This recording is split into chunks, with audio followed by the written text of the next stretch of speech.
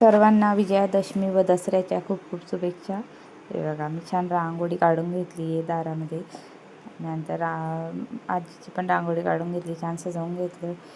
त्यानंतर इकडं प्रिशुडीला तयार केला, आम्ही पण तयार झालो. मग तिच्यासोबत थोडे फोटो काढले.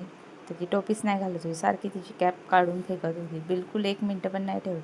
त्यानंतर पूजेला सुरुवात केली, मांडणी करून घेतली होती आधीच. तर फक्त पूजा करून घ्यायची. हळदी कुंकू लावून घेतलं सोन्याला. आज सोनं खरेदी करतात. आज आम्ही नेकलेस खरेदी केला दसऱ्याच्या शुभमुहूर्तावर. इकडं अग्निदेवता गॅसची पूजा करून घेतली.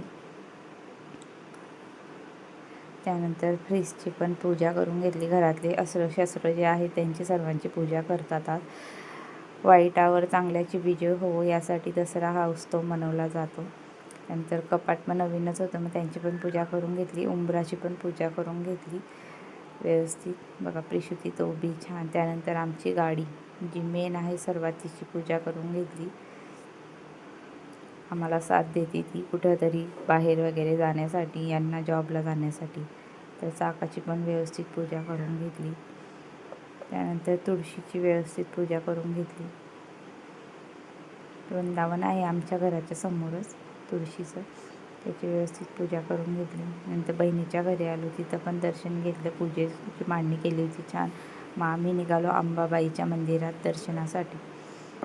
दौंडपाटस हायवेला आहे ते मंदिर, थोडं दूर आहे, 3-4 किलोमीटर आहे. तिथं पण भरपूर गर्दी होती यावेळेस. बघू शकता छान सजवलं आहे मंदिर एकदम. तिथं छान फोटो वगैरे काढून घेतले. रांगेत पटपट नंबर लागला, त्यामुळे जास्त वेळ नाही लागला. पटापट दर्शन घेतलं अंबाबाईंचं. 2-3 वर्ष आधी गेलो होतो तेव्हा एवढी गर्दी नाही होती, पण ह्यावेळेस चांगला रिस्पॉन्स आहे. तिथं प्रचंड गर्दी आहे. छान सर्व देव्यांची वेगवेगळ्या विविध देव्यांची मूर्त्यांची स्थापना केली आजूबाजूला. अशा प्रकारे मंदिर छान सजवलं आहे. पुरुषांची आणि महिलांची रँक वेगवेगळी होती. इथं बघा मला हाय करत आहे. अशा प्रकारे छान दर्शन घेऊन घरी निघालो आम्ही.